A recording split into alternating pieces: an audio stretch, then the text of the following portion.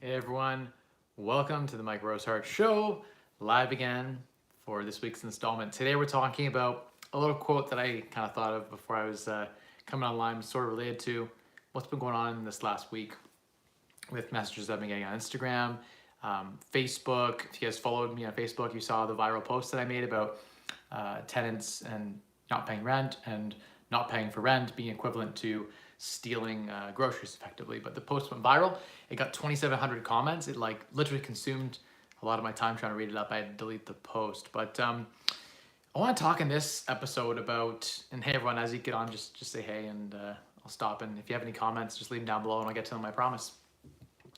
But I want to talk about in this post two things, I guess. Exactly. I know Jimmy's there. I know he's watching every episode. The first thing is money never sleeps. So regardless of what's happening in the world, money keeps grinding. It keeps working for you. And even if you're away on, like you're sitting on a beach somewhere, like in quarantine, your money is working for you. If you have it lent out, it's paying you interest. If you have it invested in stocks, it's that equity in that business is growing and working for you. If it's in real estate, it's still appreciating during this time on average. It's still generating rental income for you, et cetera, and so forth. So money keeps working. Money drives the economy. And the second piece is that opportunity never waits. And so I made this video about money never sleeping and opportunity never waiting. This is the single best time in the last decade, longer than even, in the last decade, to build wealth and become financially free. So if you're following the FIRE movement, or you're about trying to better yourself financially, or you're thinking, what good has come of all this? There is a ton of bad. Don't get me wrong. Like, you should definitely be social distancing. You should definitely be washing your hands, bringing gloves, having hand sanitizer with you. Wear a mask, especially if you're feeling a little under the weather, wear a mask. And if you're going out, and visiting other people, keep your distance and, wear a mask. So be safe is the first thing I want to say. But don't let this ruin your life. Don't let this ruin your opportunity to make money. There are people who are sitting under rocks right now. There are people who are sitting on their money right now. There are people who are, all of this is going on right now. People are just sitting on they're sitting on their money. They're sitting on huge piles of cash. They're not letting it out. They're not investing it. They're afraid, right? And then there are people who you basically have two things to give. Either you have time to give or you have money to give to the economy, right? And to give, to grow, and to build. And during this time, if you can help yourself and help the people around you, the best thing you can do is to invest your time building high income skills, physically working and generating wealth, or investing your money, or investing both. And so I want to kind of use this video as a platform for those who are slacking right now. And there's a lot of people who are slacking. I get a lot of posts like that. Most of this stemmed from like that Facebook post that I did and an Instagram post that I did, where there's so much entitlement in this world. I did not realize how entitled people actually were. Hundreds of comments of like, first I got like well over 24 death threats. Like literally find out where you live and kill you because you're a landlord and you're a top 1%er. I didn't realize there was so much disdain and hate for people succeeding in life, but there is a ton of that, especially from the bottom half of society. They're extremely jealous and extremely, I guess they just want like a correction of some sort, and not one that's fair, but one where they basically kill people with wealth and take it for themselves. So there's this whole like anarchist movement of like communists and socialists, and they think that all people are equal and that everything is great. But here's the thing that universal basic income misses. People aren't equal. I'm gonna get a lot of shit for this probably, but people aren't equal. We don't all have equal skills. Some people are better at generating value than other people. One man could theoretically renovate a house twice as fast as someone else. He's therefore worth two people's man hours per hour. And to pay them both the same is not fair. And so because humans aren't fair, and some work harder than others, some are more skilled than others, some have more high value skills than others. Some are artists and just not that good, and their skills are worth almost nothing, right? They're good at maybe drawing, but they're not good enough that they can sell their art, and they have no other skills. Like I believe truly, and I do say this, everyone has the potential to be great, but not everyone will be great. And so let this recession be your chance to be great. If you're investing time right now in whatever business or whatever employment you're currently, whatever you have skills in, if you're investing that now while no one else is, you're getting ahead. And this is an opportunity to get ahead. Now do it safely, but this is your chance to get ahead. And so I want to say, if you're not taking this chance, you're kicking yourself in the foot. You're kicking yourself in the butt. You're just basically tripping yourself, your future self, from being what you could be.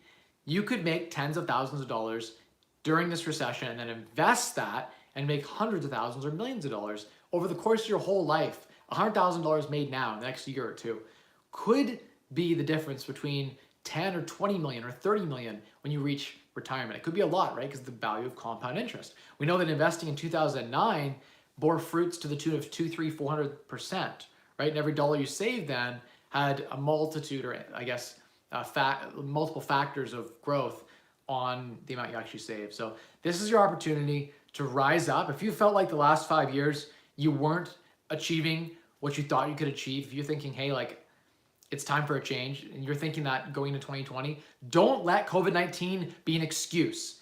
I'm seeing way too many excuses. All the contractors I'm texting, they're working, but I'll ask them to come over to a job and finish the deficiencies, and it's like, oh no, I can't because of COVID. Or like, it's just this virus is creating excuse city. Tenants that weren't going to pay rent anyway are using it as an excuse. People who are paycheck to paycheck, almost about to go insolvent, are using this as an excuse to not pay. People who are lazy workers are using this as an excuse not to work. Don't let COVID be an excuse. Let COVID be an opportunity for you. Now do it safely. Don't go out there and get yourself infected. And to be honest, like there's been a lot of radical talk about like them creating a vaccine and then vaccinating everyone. I personally am of the belief that if a vaccine comes, I will get myself infected with COVID before I will take a vaccine. I'm an anti-vaxxer. That's just me. And it's like, if you look at like some of the research, like what, like Bill Gates, for instance, his foundation in India paralyzed 10,000 people, 10,000 paralyzed people because of the polio vaccines. Like they were doing a ton of damage too, right? So those vaccines, some of them contain live viruses. One of the reasons is my brother, when we were younger, got one of the vaccines he got as a kid, and he got an accidental live batch, which almost killed him. Sorry, we gave this out to 20,000 people in Canada. Sorry, there's a lawsuit and all that's going on. The Canadian government has knowingly killed people with the vaccine and tried to cover it up, right? Like we know mistakes happen, live batches get out. There was another case where there's a bunch of like poison in some of the vaccines. Like that stuff happens by accident. I'm not going to pretend that like the government's trying to poison us because I have no idea. It doesn't make sense for them to want to do that, I guess. Like population control seems stupid. I don't think that makes any sense. I think they're actually trying to do good, but sometimes in trying to do good, to deliver the vaccines in certain ways, there are things like aluminum and heavy metals that are in the vaccines. And so anyway, everyone should get vaccinated. Everyone should do their thing. I'd love it if everyone else got vaccinated so that I don't get sick, but I'm gonna pass on that. But anyway, we still have no toilet paper and it's Thursday morning. You know, the people are making a crisis about this toilet paper stuff with the virus. And, you know, it's interesting. You could just use a shower or a shower wand or a bidet or many other options. Like toilet paper is not a necessity by any means. I'm surprised it's the thing that like we don't have any of. Hand sanitizer and masks, I get it. Like that'll actually protect you. But like toilet paper, I still don't get it. We don't use enough in this household to run out. We stockpile, so we've got a few months supply, just because when we go to Costco, we buy enough that we don't use it very often and it takes a while to deplete. So that's us. But anyway, I want this platform, before I get into the live Q&A that I do every week, to be about, if you're sitting on your hands right now, start a business. If you have time right now and you're laid off, this is the best opportunity ever for you to start a business or find someone who's doing something you love and learn how to do it well. It's just, this is an opportunity. I see this as stocks are on sale 40%. No one's competing on real estate deals, so you can get real estate deals right now probably for 10% discount. People who are running Airbnbs or vacation rentals are extremely sensitive. If you want to buy property in Orlando right now for vacation rentals, now's a good time. I'm seeing 8-bed, like 3-bath, 4-bath, 5-bath, 8-bed, 6-bath even for like $300,000 something, right? We're seeing great opportunities right now, and I don't know what the bottom is, but I know that those who are hustling right now and working hard, they're rising above. I'm using this opportunity to get even further ahead to slingshot, because we're always competing at all times for resources, right? Money is all relative.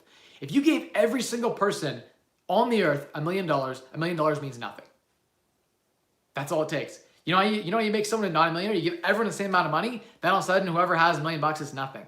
You now need a million times more to have the same buying power, right? So now's the chance. While everyone else's buying power is kind of staying flat, people aren't growing, they aren't working, they aren't investing, they're holding on to their cash because they're afraid, they're not lending it out, they're holding on to their cash, not buying businesses, they're waiting. Now's your opportunity to buy that restaurant you wanted to buy, to find that business or that property you're going to buy. Now you're going to find it because too many people are sitting on their hands. So it's a time of opportunity.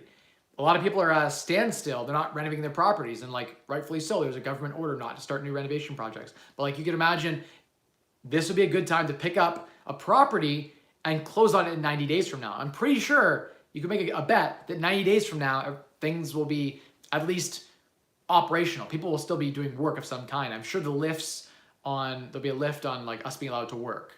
There'll probably be new social distancing rules. The banks will probably be those plastic, you've seen those plastic screens that protect everyone. That's going to be something I think it's going to be incorporated over the next year or two into all of our businesses, right? People are not going to sit into restaurants as much. People are going to be very clean. They're going to have to clean the surfaces. The businesses that don't clean their surfaces are going to have a really hard time attracting customers because people are going to vote with their wallet, right? And it'll be a clear distinction of the employers that are following the practices and the safe guidelines for not infecting people with COVID. And in general, bacteria is disgusting. A lot of these places like movie theaters, they didn't used to wipe the seats at all. I'm sure they're going to have a disinfectant. You can get a steam machine that you can disinfect the chair in 10 seconds.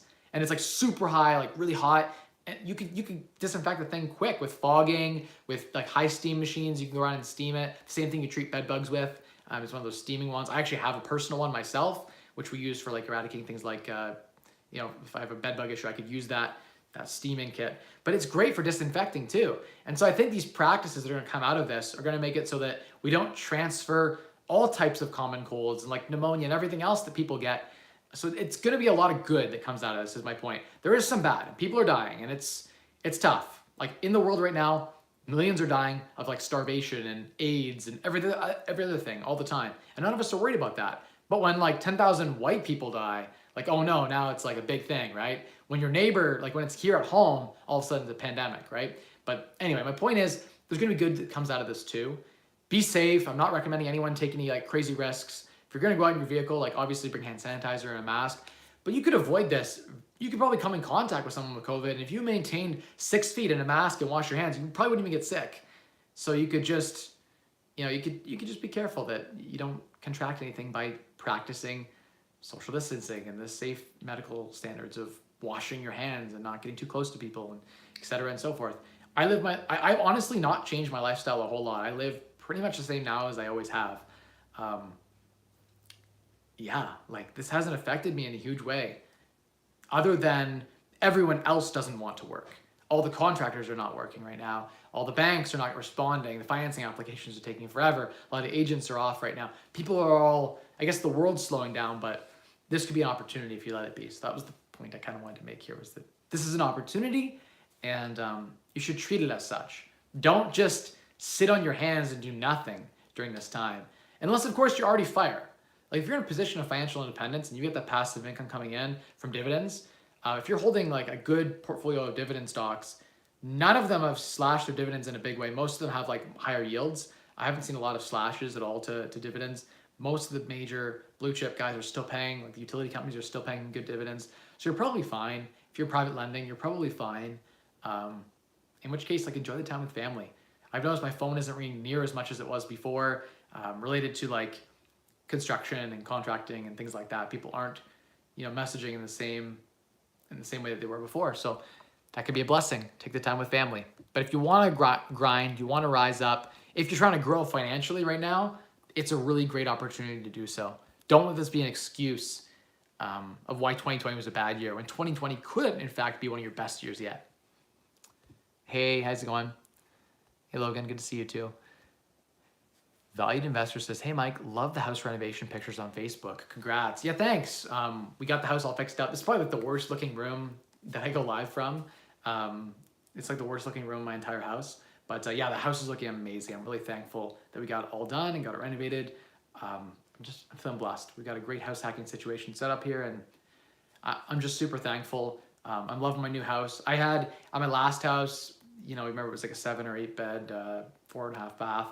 It was a great house. I loved the house, My wife didn't love the layout as much as she loved this house. We had terrible neighbors at our last house. And so I'm thankful to once again be like, I have great neighbors here. They have young kids. They're awesome. They're super friendly. The best is my neighbor on the one side. I remember like the first couple nights we were here, he was vacuuming his house like 1:45 in the morning. And I'm like, that's my boy. The guy's like 79. And like, just a great guy, great neighbor, super friendly. I'm like, this is my kind of people. The other side, there's like people that are unschooled or like homeschooled, 2 houses down. They're fantastic. I love it. I love this neighborhood. We have great, just great people here. And yeah, it's awesome. So I'm super thankful, feeling super blessed about this house. And it really is great for us. It's more square footage. We have like 4,400 square feet. It's more square footage than we need. And yeah, it's fantastic. Okay. Good advice. Thanks. Appreciate it. Can you give a glimpse of your portfolio? I dumped $150K into the markets over the past 3 weeks from my home refi. That's awesome. That's amazing. It's a great chance to get in at a discounted price. To be honest, I'm with private banking, so I'm gonna let them do all my stock picking for me. I have a little bit of money that I put in my play, and in my play money, I've got like some stupid picks. Like I think I sold my position in Chesswood when it was at like $5 or something for. But I have shares and like some other penny stocks that are just like gambles basically. But what I like for blue chip stuff, I really like the utility sector, like the Enbridges of the world, and that. I like the bank stocks. Canadian bank stocks are fantastic right now. There's lots of opportunities to buy right now. Again, I'm not going to pretend to pick stocks because here's the thing. What we know is that on average, if you buy exchange traded funds or ETFs, they will own thousands of companies. You'll put your $100 in, and they'll put $1 in each of the companies that they buy in this index. They'll buy and hold long term. They're focused on wealth growth long term. And what we know is that the average, like the S&P 500 average, over a 20-year period, beats 99% of active fund traders. So if you're actively buying and selling stock, there's a 99% chance you won't beat the index over a 20-year period. So why would you bet against those odds? Mutual fund guys fail at it. Hedge fund guys fail at it. The average investor definitely fails at it. The guy on YouTube selling you the courses about how he's the best stock picker in the world and the best like futures trader or the best commodities trader, the best trend analysis guy or technical analysis guy, or he's got the next best, freaking algorithm that he made up.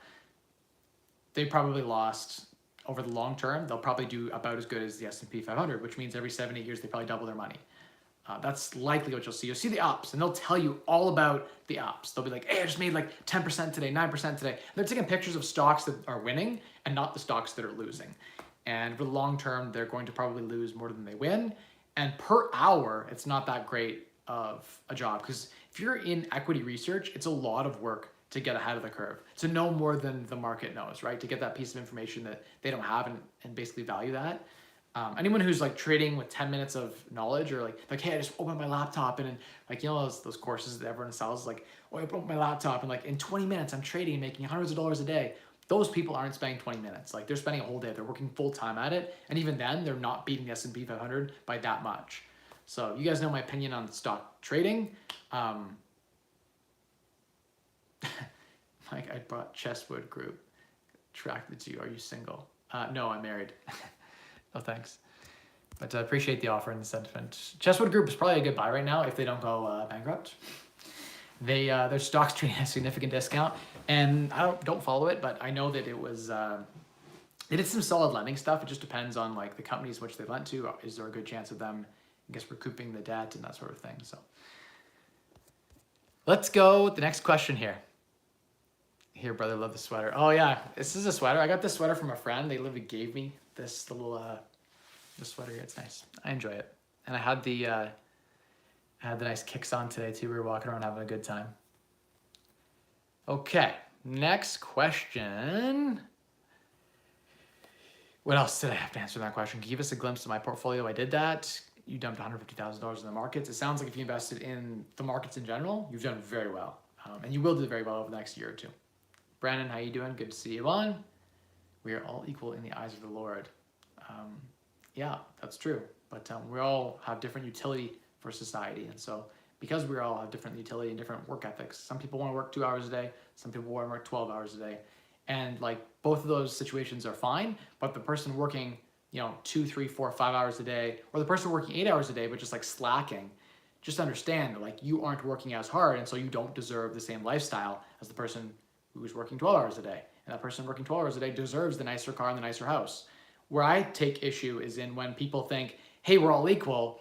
I'm going to work 4 hours. You can work 12, but we should have the same house and the same car. That isn't how it works. If you work harder, you should be rewarded for that. That's my thought on that. But I don't want to get too political here. Maybe I do. I don't know. We'll see. And I got you live in Australia, where we still have no paper. That's good. I read that comment already. Should look up Dr. John Bergman, lectures on vaccines, scary stuff. I'll check it out. I haven't heard of him before, but I'll take a look. Wait, once you take a dump, you get into the shower? No, yeah, you could theoretically do that. I was thinking just get like a bidet attachment to your toilet, because that's what they do in Europe, and it works just fine. I had one on my last house on one of our toilets. It even had an air dryer, so like it blew dry you warm and clean after. It was fantastic. It was a better clean than toilet paper could ever get. And you don't have to buy anything, just the water attachment to your toilet. It's like probably $50 for one. So that's always an option in these scary times. In these scary, scary times. It's not actually that scary. I'm not that scared. I think everything will be just fine. Like 2-3 years from now, we're gonna be in a situation where everything's just fine. We're gonna look back on this the same as we did like SARS, or like Y2K, or 2008's real estate crash, or the Black Monday in the 80s, or the last oil crisis that we had like the 70s, like all this kind of stuff. Like we survive. Humans are amazing survivors. We're great at figuring out solutions and moving past this. At the end of the day, I have confidence in our ability to maneuver past this. I'm most worried not about the virus, but about the reactions people are having. Anarchists are using this as opportunities. Thieves and criminals are using this as opportunities to steal, to conduct criminal behavior, right? And they're doing it because they think there's less supervision and less this, I don't know. So that's what I'm more worried about, is society as a whole falling apart. And so that's where like universal basic income might need to come in, just to support the bottom of society that right now is like really hurting because they were bad budgeters, and it is partly their own fault. But having grown up in poverty, I know that some of it is systemic, some of it is sort of like the system's fault, not all of our own fault. But at the same time, I do feel like there's an opportunity here for people to take accountability. And we should take accountability for our actions and say, hey, we're in this problem because we didn't save for the future. We didn't, whatever it is. Like I actually did save for the future, so I'm actually okay right now. And those who follow fire are probably fine too, right? Rent strike 2020. Look at this. We got the rent strikers in here. This is ridiculous. People don't think. They just don't think through their actions. Like, I'm not gonna pay my rent. It's like, are you thinking through how this affects other people? Yeah, it's gonna screw the landlord. Is it? Or is it gonna screw the property manager? Is it gonna screw, I'm getting on a tangent here. Thank you for triggering me. I appreciate that.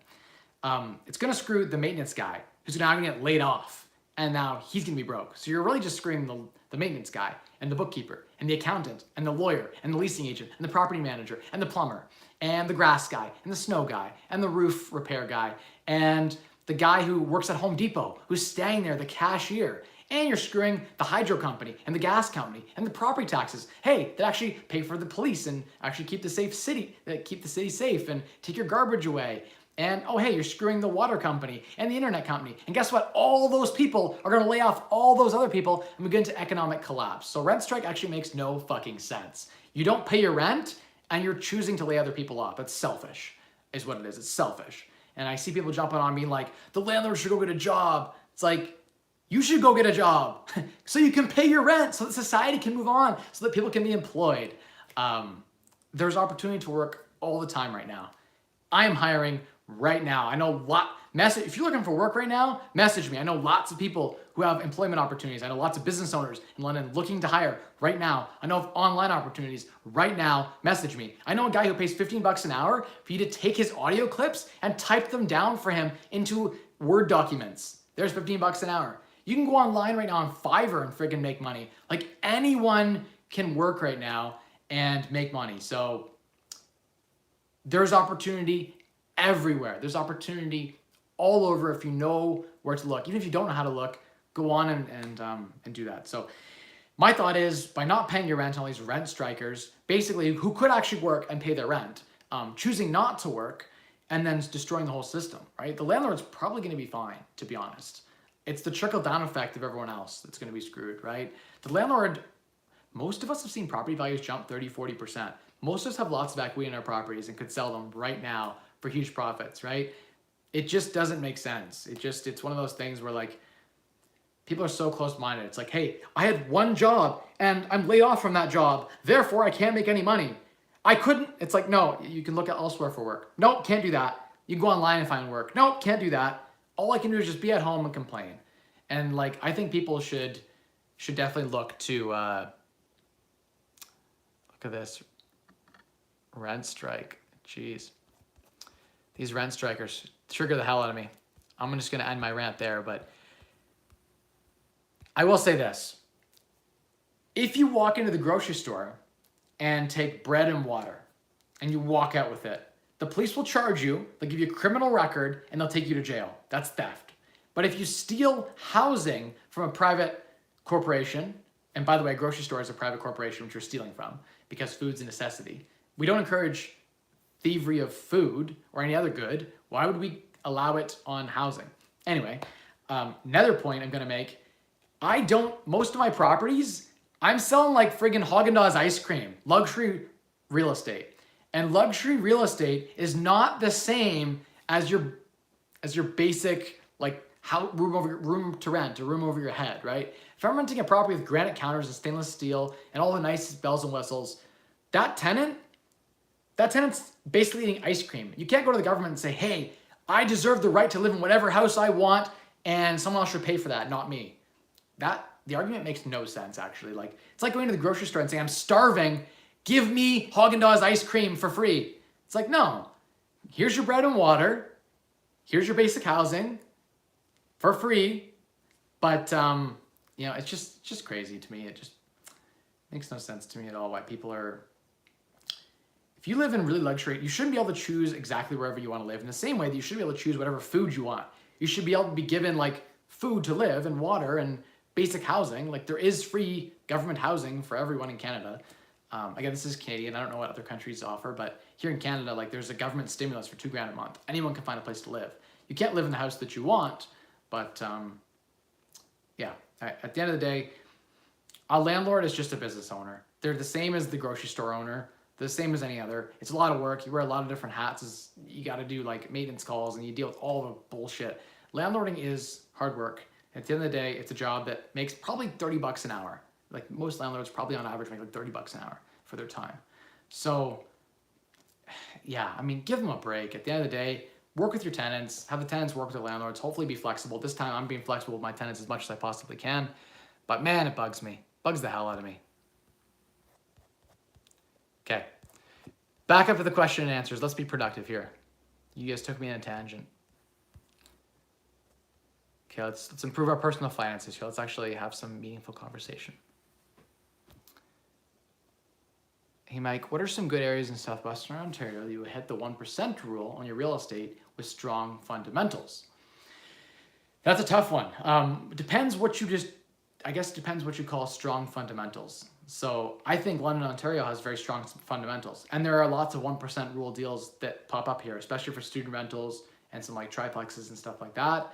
I actually have a triplex right now in London that I know about that an investor owns that is damn close to 1% rule. It would be more than 1% rule on market rents if you could change the building around and improve it and make it into more of a luxury type property. Message me. I can give you deals right now that are 1% rule. I know lots of them. So in London, Ontario, as an example, you can definitely find those opportunities, right?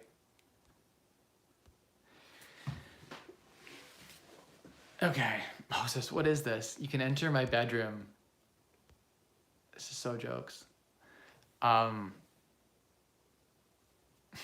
hid the messages because this is just jokes. Okay, going back up. Where else can you find deals? So, I don't know, I guess Windsor, you get some deals. I don't know about the market fundamentals in Windsor. I don't feel as good about it as I do in, say, London. But yeah, there's like markets like Sarnia, you get 1% roll probably, but Sarnia is again is a shithole. It relies on like it's the armpit of Ontario. It relies on Chemical Valley.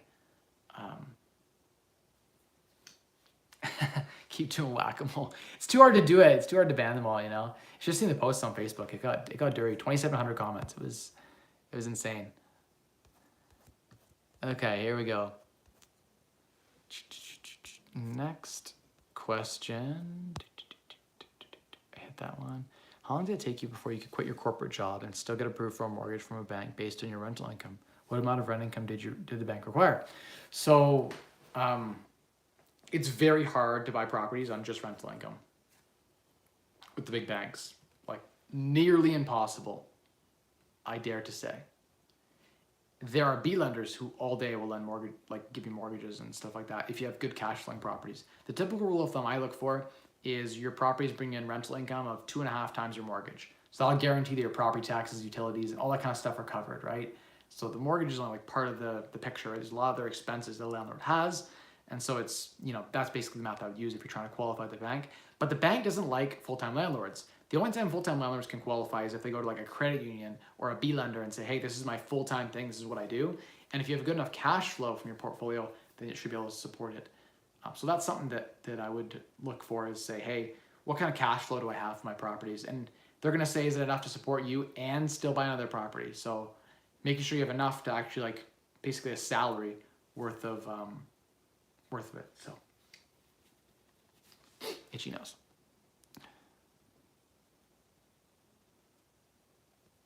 Okay.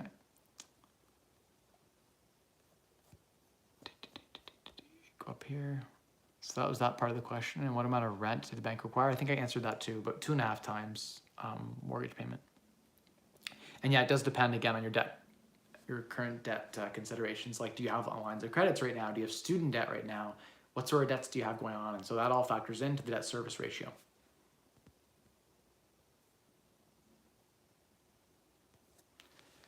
Okay, next question.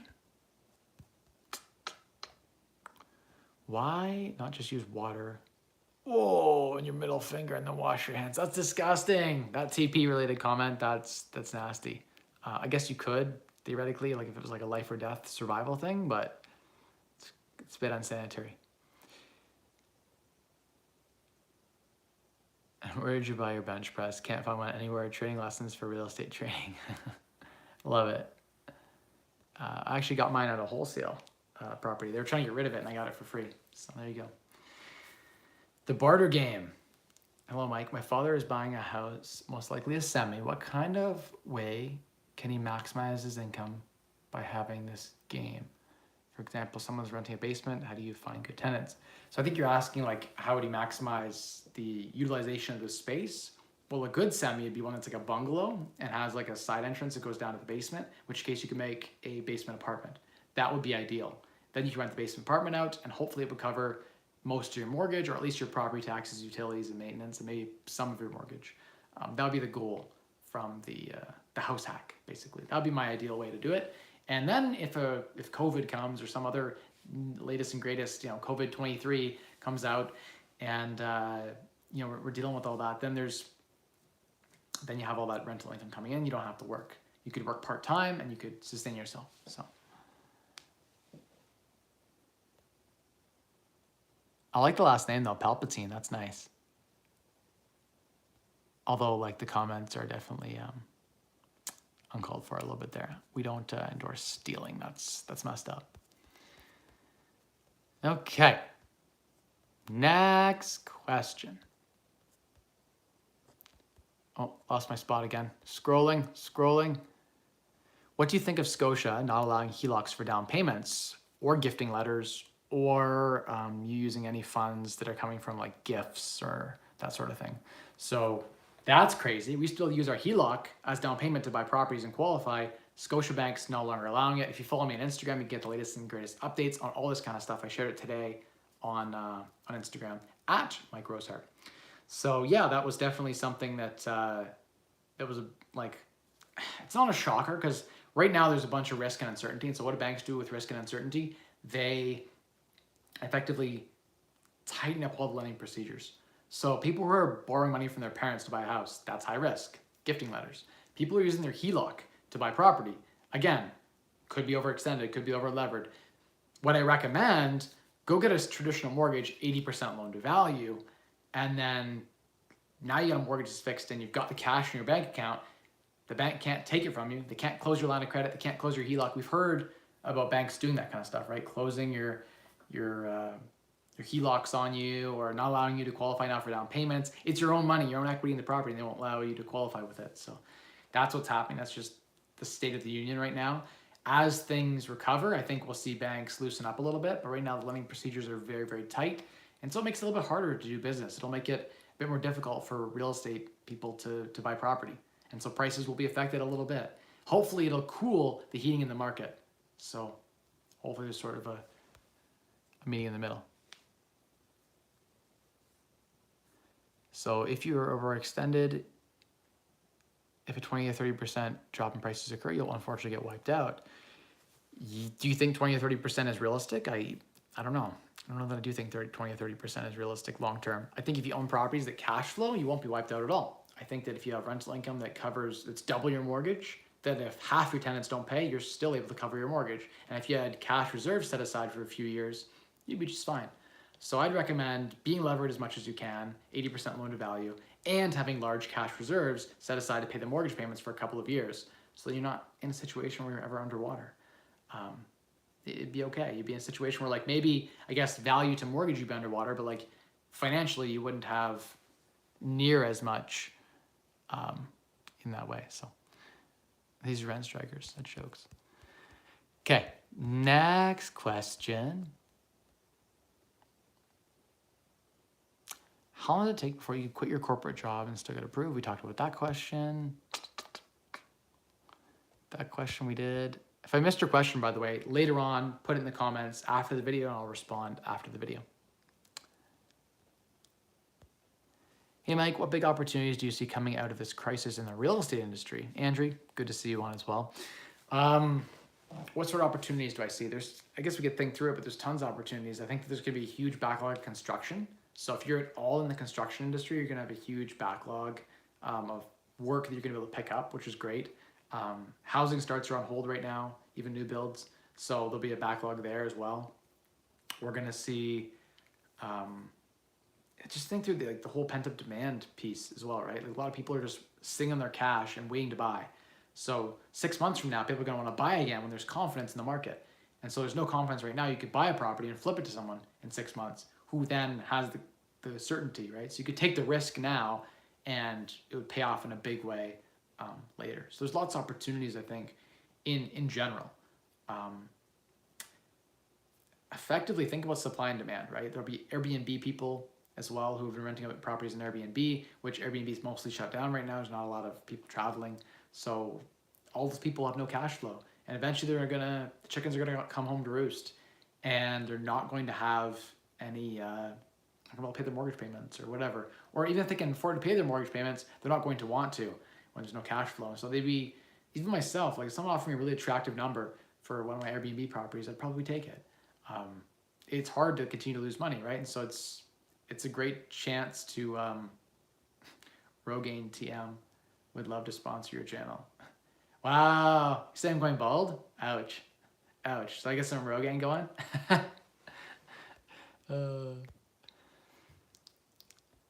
Canada sinking Disney property underwater. I don't know about that. I mean, we bought it for such a large amount of money under market that we're probably at break even from when I bought it. Like it's probably worth exactly what I bought it for right now. We aren't seeing in Orlando any price drops. I'm still confident with the long-term cash flow of the property. I still feel good about the fact that like to build the property that I own right now would be well over $1 million and we paid well under. So there's definitely an opportunity in there. poor dad. I'm not going to mute you because like your comments are legitimate. Chickens are coming in to roost now, or will be coming. Yes and no. Like yes, in the sense that like my Airbnbs will be vacant, but I could just shift to renting them out long term, right, and get cash flow, or I could hold for a few months, and now this year I'll have like 10 or 20% less profit, right? So if you think through like how will a landlord be affected, most landlords will be just fine. I bet money on it that 6 months, a year from now, 2 years from now, 10 years from now, it's not going to be significant. Right now, is there a bit of a crunch? I think, yeah, landlords are having harder times renting units out because not as many people want to move right now. Harder times renovating because not as many contractors want to work right now. Most people are laid off and are not working, which could be an opportunity too, because there are lots of trades guys now that are reaching out. There's a couple of trades guys that reach out that were asking to work for half price because they're laid off by their main job and they're like, hey, can I take some side jobs for like 20 bucks an hour? So some people are still willing to work during this time, and that'd be an example of like, if you're willing to take the risk and go out in the world and do that, people are willing to work cheap right now. So there's opportunities everywhere. If you can look at things with the lens of like, hey, there's opportunity here. Like if I literally had zero money right now and had to start again, which like, it isn't possible. Like anything's possible, I guess. But for me to go to zero, like they'd have to find the gold that I've buried too. They'd have to find, like, there's no way I'm going back to zero, but let's just say I went back to zero. Even if I went back to zero, I'd rebuild it so fast in a recession that like 5 years, 10 years from now, I would have seen it as an opportunity. I have high income skills. I can put together deals at 70 cents on the dollar. I can go out and rent units out. I could go work for other investors and use the knowledge that I have to make money, to buy into partnerships, right? I could be the expertise piece. It's not that hard to build wealth and to work and to, it's a lot of grind, but it's not hard. Like it's hard work, but anyone could do it.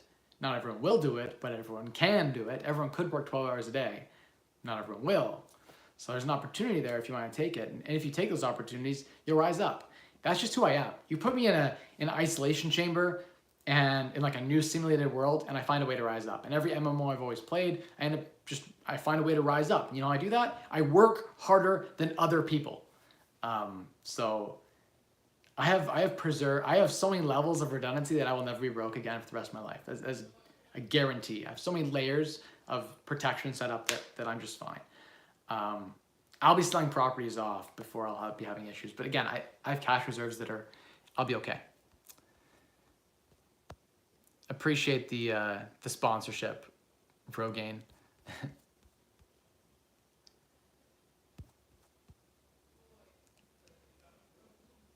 It's bizarre that landlords do not have the respect and are not seen as legitimate businesses. Yeah, it's crazy. It's crazy because we provide, like the grocery store owner gets a ton of respect for providing food, but the landlord doesn't get any for providing housing. It's weird that way, I guess. I think it's a thing of like, you don't ever want to be the guy that has their neck out. Like you don't want to be that rich philanthropist that everyone knows, because in like a riot, they come to kill that guy. So like, I should really just keep my head low. I'm a no one. I'm a nothing. And I should just agree with the tenants. Like, you're right. I'm going to lose everything. I'm an idiot. And then in 5 years, they can watch me drive by my Tesla. My brother is a master electrician and got an interview today for a warehouse worker. Got to do what you can do to make rent during any time. Holly, I love that comment. That's a fantastic comment. And I think that is the spirit that we need right now. And I had a few other great comments on my posts that were very, very similar to this. Like one guy was like, hey, I'm on welfare, but like, I know that I could be doing better. I'm trying to elevate out of this right now. I'm taking full accountability. I got a roommate to help pay rent. Like, I know I've screwed up in my life and I'm working towards getting out of that. Those types of comments, I love those because that's the kind of mentality I had. And that's the kind of mentality that gets you out of poverty. When I was growing up in poverty, I was watching my mom make paycheck to paycheck, and instead of blaming everyone else and being like, society's shit, my mom should make more than minimum wage, she's worth more than that. And like, to be honest, she wasn't working on increasing her skills in the same way that she could have. She probably wasn't working 80 hours a week. She was working 30 hours a week and doing her best to provide for us. But at the same time, you gotta say, was her spending out of control? Yes, 100%. I think that like growing up in poverty, we had bad mentalities when it came to money, bad mindsets around money. And so it's more about the mindset. If you could shift your mindset, you'd get out of poverty really quick. If you adapted a rich person's mindset, which is mostly about accountability, mostly wealthy people, if you survey them, what you find is they like, when they make a mistake on like a test, they're like, I should have done better. I should have tried harder. But like the poor person's mindset's like, it's someone else's fault. I couldn't sleep because of this. this happened, like couldn't do this because of that. And there's always like this blaming mentality, right? That's the kind of mentality that ends like when it's someone else's fault, or, oh, this person should have paid me, or, oh, my dad never gave me this, my mom never gave me that, my aunt screwed me here, this business screwed me here. All that mentality, it just leads to like perpetuating the poverty cycle. And so a bit of it is, when you're learning to manage your money better, is about mindset and accountability and being like, hey, I spent too much. Hey, I didn't work hard enough to make enough money. I should have worked harder. And even if you're making minimum wage, if you're working really hard, 2 jobs and minimum wage, you will build wealth and then eventually elevate out of minimum wage jobs. If you started saving money and your coworkers found out you started saving money, someone in the community would be like, wow, this person is responsible. I see a minimum wage worker that's responsible and saving money. I want to hire them into my business and help them elevate and grow. Entrepreneurs, they want to help people grow if the people want to grow. So we look for people who are basically that, who want to grow.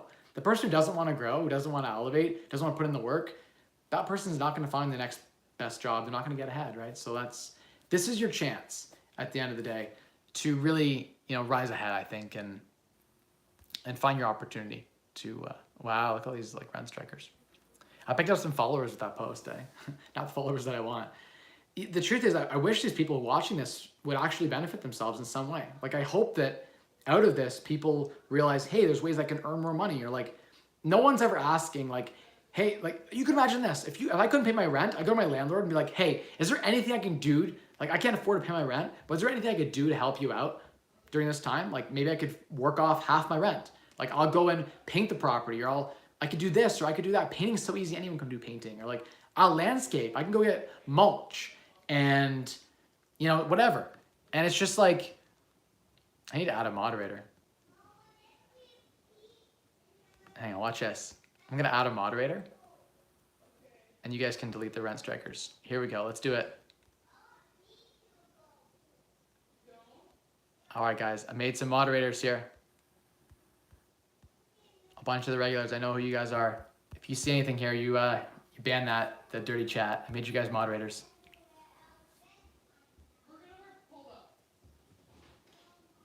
There you go. It's done, Jonas. There's a few others who have just made moderators. There you go. You can moderate the chat for me. It's too much for me to watch and do all that at the same time. So, there we go. So, if all those Chinese buyers stop buying in droves, a 50% price drop will happen overnight.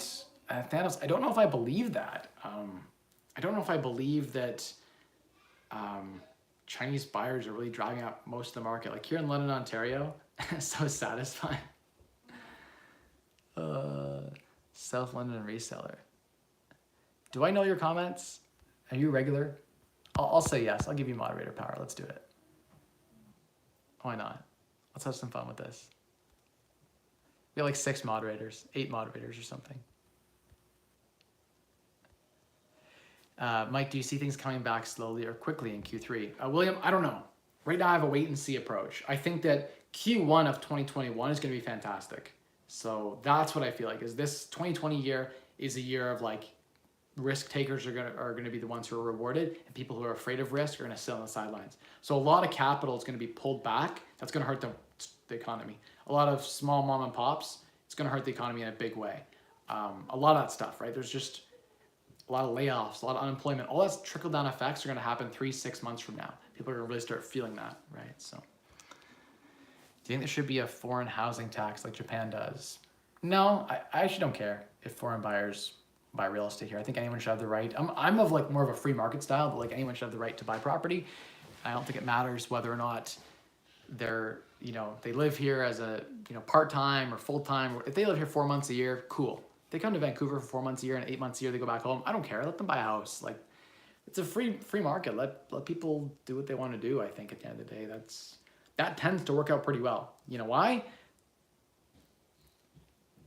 Okay, I'll think this through. The top 1% don't want societal unrest. They don't want, they want safety, right? And so mostly the wealthy will agree. Look at like Bill Gates or Warren Buffett. Those guys will probably agree with the universal basic income. They'll probably pay for it because they don't want the uncertainty in the market. They want people to be happy. That's, at the end of the day, we want people to be happy, but we don't want a system that doesn't reward those who work harder. So we want a system that's fair, where everyone has access to food and water and housing, and that's a necessity. People need to have access to that. There needs to be government housing, or at least a stimulus from the government at all times called welfare or something equivalent to it that ensures people have basic housing, basic food, and all that kind of stuff, right? But at the end of the day, you've got to think it's one of those things where that person at home should have incentive to get off welfare and work.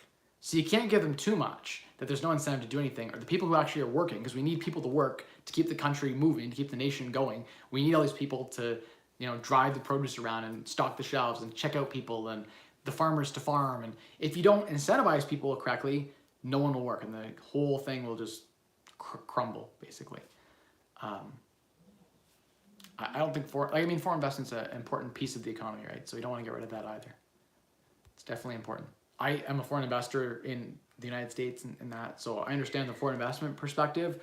I also see people coming in and bidding against me for properties here, and I'm not angry. Like, they're investing money in our economy. When they overpay for the property in the bidding war and they win, guess what? Then they hire the contractor. Then they go buy the stuff at Home Depot and renovate the property. Then they bring the tenants into the property. Then they pay the lawn guy and the snow guy and the roof guy and the maintenance technician and the property manager, the leasing agent, and the real estate agent and the lawyer to close the transaction and the accountant to file all the paperwork, because international property ownership is an expensive accounting nightmare too. And to set up the corp and et cetera and so forth. So there's so much taxation and money for everyone along the way that, like, don't be mad about foreign investment. It probably in a way pays for your job, and some way or another it helps your business. It helps, give you a job, or at least helps a brother, sister, cousin, aunt have a job right now. So be thankful that they're choosing to invest in Canada or your country. That I'm thankful that Canada is like top 3 on many lists for places people want to live and invest. So we're blessed because of foreign investment. Be thankful for it. Okay, back up here to the questions. Is it difficult to build a legal basement apartment? Yes and no. Yes, and then it's a lot of work. No, and then it's not difficult. Difficulty level is moderate, I would say. It's simple. I don't know if it's easy. The next part of the question is loaded. So how much does it cost? It depends. The answer is it depends on the size, the finish. We do 1 bathroom, 2, 1 bedroom, 2, bachelor, 3 bedroom basement apartment. Heard you the first time, I'm coming. I gotta go. Wife wants me to do bedtime and bath time with the kids. Any thoughts on illegal rentals? Read most legal in GTA. Yeah, most of the GTA has illegal rentals. There's a ton of them. I don't know. It's providing housing. So for the people who are like advocating for housing, we have a housing shortage in Canada here. And so we need as many units as we can get. And if someone wants to live in a basement apartment with 6'5" ceiling height, power to them. Like, who are you to say no? If they're 5'4" tall, who are we to say no that they can't live in that unit? The headroom's too small, and make the unit what the government would do is just bar the unit off and say it's not livable because the ceiling height is 6'5", and it's ridiculous. The people who live in that, it's no problem. They're 5'5". Is it discriminatory that you can't rent it to someone who's 6'7"? I guess so, but is it fair to take it off the rental market altogether? I don't think so. Adam says, if you're interested in local information, I'm doing better than 2% rule in Central Florida. Adam, I actually am interested. Hit me up on at Mike Rosehart on Instagram. I'd definitely be down to looking at multifamily, where it's 2% rule. Yeah, I have a property in Orlando, so I frequent down there in the winters, and so I'd be down to meet up. Hit me up. My email is also, what is it? Jeez, it's probably in my bio or something. I don't even know what my email is off the top of my head that I provide for YouTube.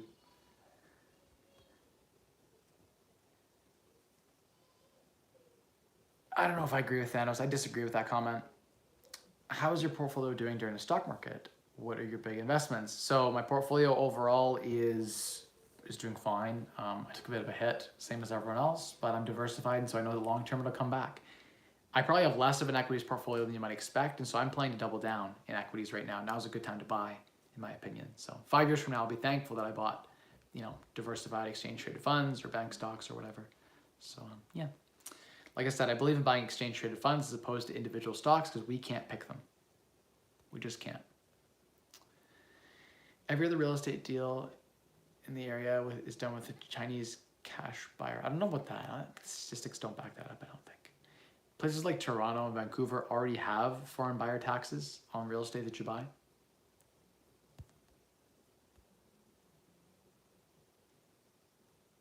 How are things going? Are tenants wanting support because of COVID? Yes, some. A lot of my tenants happen to be like nurses or like EMS or working. A lot of my tenants are actually working through this crisis because they're an essential service or they're helping in some way. So thinking that through, I would say that some tenants are affected. Is cash flow affected? Yes, definitely. My cash flow is definitely reduced right now. But is it, do I have cash reserves set aside? Yes. Am I going to be just fine through this? Yes. So it'll be fine. I'm not overly worried. I could keep going 3, 4, 5 more months. It'd be no problem.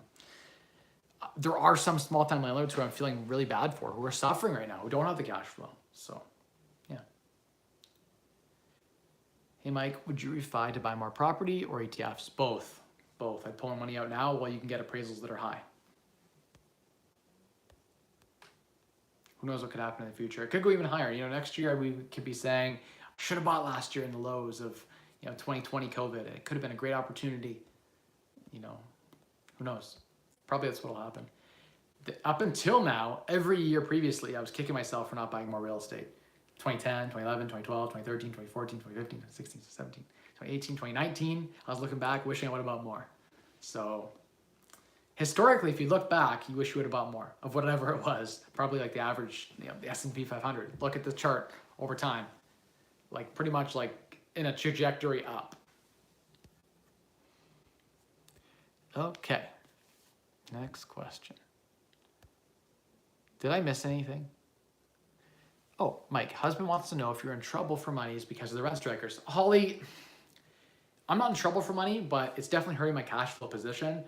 A lot of my investor partners are very concerned. Like I have partners that own like say maybe 70% of a property and I own 30% or something like that. And I'm a minor partner, so I'm not as near as affected, but they might be relying on this income for their whatever they're doing, their business or even their personal life to survive. So there are people who are affected in my network, and I'm definitely affected too. It helps that I'm already financially independent, right? I'm in a position where like my living expenses for the next 50 years are set aside, and I don't risk that. And so it's how do I put it?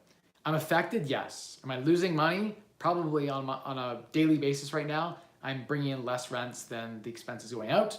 But once the rent, like people have to catch up on rent, right? So they may be like taking advantage of a no interest deferral of like paying rent, but eventually they're gonna have to pay, right? So long term, I think it'll be fine. I built it into my business, and I've again bought properties at such discounts that we haven't seen any flattening in the real estate market yet. The prices haven't gone down. So even when I got no rents, all my investments in real estate were great investments. So I can't complain. Out of principle, I think tenants should pay rent because it drives the economy, and if they don't, we're gonna have an economic collapse because more people would be laid off, etc. If you follow the economics of it, they actually be creating a worse situation for themselves. So, yeah. Question, please explain the 1% rule. So the 1% rule is the idea that you should buy a property which rents for 1% of the value of the property, not the purchase price, the value. And so at all times, I try to look to see if my property is a 1% rule property. When you're first buying it, you use purchase price, but eventually you own a property for 10 years and you're like, hey, it's appreciated so much and your rents don't match, time to sell it. But yeah, so let's say $300,000 property, you wanna make $3,000 a month in rent. A $400,000 property, you need $4,000 a month in rent. So if it's a duplex, $2,000 and $2,000, or triplex, then you need, like $1,500, $1,500 and $1,000 or something, right? From a basement apartment. So that would equal your 1% rule. Most people use inclusive of utilities. Some people say 1% rule plus utilities. So you can kind of play it both ways. I've seen the 1% rule used in both ways. Technically, it's supposed to be plus utilities, but it's hard to find in London. So we often use the all-inclusive 1% rule. Do you feel a business in taking 360 pictures and videos of real estate is a worthwhile venture? Is there a large enough market for that service? Yes and no. There's a large market for it, but there are lots of other people who do it too. So yeah, if you're really good at what you do, definitely. Hey, no problem. Happy to help. I wasn't able to take out 80% refi on the property. Oh, if you weren't able to because the property wouldn't cash flow, then would you recommend taking out as much as possible and get a HELOC on the remaining? I would go all the way and take all of it out of it. And if the property can't cash flow, if you take out 80% loan to value, you should sell the property. If a property can't cash flow 80% loan to value, you shouldn't have the property in your portfolio. It's not a cash flow property. Get rid of it. It's a speculative property, which is a risk. Speculative properties, you only want to hold short term. That's the truth. It's the hard truth. And business is doing well. It's a medical business, so it's obviously doing well. Mike, any suggestions for first-time buyers? Is it the right time to go to the market, as you mentioned in one of your videos, to gauge the market for the next 3 to 4 months and how real estate performs? It can be. It can be. There might be really good deals right now. There might not be. It depends on where you're looking, depends on your market. Every market's a little bit different. Here in London, there are definitely some opportunities I've seen pop up that I haven't seen for like the last 2 years. So there's some good opportunities pop up, but then I'm seeing other stuff that's gone over asking. So it's just a mixed bag. Like some properties are just going crazy. I saw this like stupid little condo sell for $370, or like a year ago it was selling for $250. So it's just the craziest offers I've ever seen. But some other properties are popping up in other areas that aren't getting bought out. So the really nice properties, the good quality product is flying off the shelf because the investors see the videos and the pictures and they're cool. But the properties that are really rough, that you have to go see and like personally see and renovate, no one wants to take the risk of renovating right now. No one wants to go and physically walk through these properties with these tenants during COVID. So those properties are ripe for buying. The properties that are luxury or turnkey are not good for buying right now because a video tour can sell them. So the investors who are afraid to leave their house are still buying from the click of their keyboard. So I would say it depends what you're buying. If you're buying turnkey, no. If you're buying stuff that needs to be seen by the eye and really dug into and renovated, yeah, you're gonna get some deals right now. Will the S&P 500 continue to perform as it always has? Basically is what you're asking. Yes, in the long term, yes. Short term, I don't know. Mike, I heard someone saying that real estate in NA will gradually drop in the next decade and stay low for 20 years like Japan. Do you think it's ever possible? Wendy, I think anything is possible. And that is why you've heard me, if you follow me on Instagram, I was gonna do a video about this, but I think you should have your wealth divided into 4 main buckets. And I wanna do a video on this later, but I'll like quickly do it, not to kill the thunder of the video I wanna make on my phone and just post it like this week. But the 4 buckets are real estate, cash flowing real estate, stocks or equities, publicly traded stocks or equities, dividend play stocks, like growth play stocks. You should have a quarter of your wealth or whatever percentage you decide, but let's just simply say a quarter in cash flowing real estate, a quarter of your net worth or wealth in stocks, invested like that way, a third of your wealth in lending to like secured against real estate or businesses, but I like lending businesses. So lending your money out, getting fixed returns, secured against certain assets. And then the fourth is private businesses, so small businesses, owning businesses of say like 100,000 in revenue to 10 million in revenue. They're like small businesses basically, right? That's where I want to have my wealth. So I want to have a quarter of my wealth in small businesses that I own that produce income for me in various sectors, from medical to transportation to, you know, producing goods or shipping them online, that sort of thing. A quarter of my wealth in lending to other businesses, secured against their assets, or lending to properties, secured against that asset. Lending's nice and passive. And then a quarter in stocks or equities, and then a quarter in real estate, providing cash flow. I'll never have all my wealth in one bucket because the real estate market tanks. My other 3 buckets are still strong. I'm financially independent by all 4 of these individually, and so I'm 4 times over financially independent, and then I'm safe, and there's like layers of safety there. So I think having diversification within each of those buckets. So in your equities bucket, you should own a collection of like 300 stocks. So if one stock goes down, like, you know, whatever, like Bank of America crashes, and you didn't have your portfolio on one stock, you don't care. You know, it doesn't matter to you because you have 1,000 stocks, 999 stocks left, they're fine. So diversification, same with rental properties. I don't want to have just like 2 rental properties. I want to have like 20 rental properties that are all like, or maybe 50 units or something. So it's spread out over lots of units. So if one tenant rent strikes, who cares? 2, 3 tenants rent strike, who cares? Your other tenants are nurses and they're working still. They don't need a rent strike. So then you got diversification in all 4 of those buckets. So I'll do a video on that at some point that goes into greater depth. But thanks, Gary. Appreciate the question and the comment there. Love your content.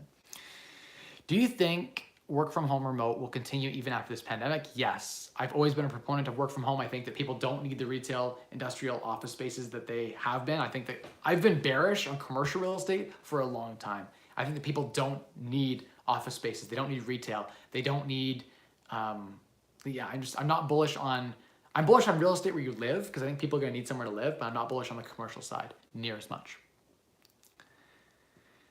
I really got to wrap this up, guys. I've been going long on this stream, so I'm going to do like 3 more questions and I'm done. Hey, Mike, do you have any plans on small groups or seminars to discuss things in more detail once this pandemic is over? James Chun, anything is possible. Right now, I don't have an interest in selling courses or doing anything like that. Maybe, if there's enough demand for it, maybe. I might do a retreat or something. Go to Orlando and do a retreat or something like that. It'd be kind of fun. Or Costa Rica and do a retreat. I am looking to write a book or 2 in quarantine years. It's been on my bucket list for a long time, so that'll be something I'll do. And thanks for your responses. Much appreciated. No problem. Happy to answer. By the way, how did you find your business? Broker or web listing? I think it was broker channel, but we might have seen the listing and sent it to the broker channel. No, I think it was broker channel. But definitely interested. If anyone sees any good businesses for sale and they want to partner up, reach out to me. I'm always interested in being pitched. What do you think about the U.S. tax laws that allow Canadians trade U.S. equities? I'm not an expert in the U.S. tax law for Canadians trading equities, so I can't comment on the laws. But yeah, that is what I'll say to not screw myself. Anyway, I'll answer those questions after. Take those 2 questions, Gary and Vlad. I saw your questions pop up. And they're both great questions here. If you take this question, copy it right now. When I end this video, paste it in the comments. I promise I'll answer after bath time. Thank you all so much for watching, and I'll see you all next Wednesday and in the comments and on Instagram. As always, the secret to unlocking a wealthier you, 3 levers: spend less, earn more, work harder, and maximize returns on the difference.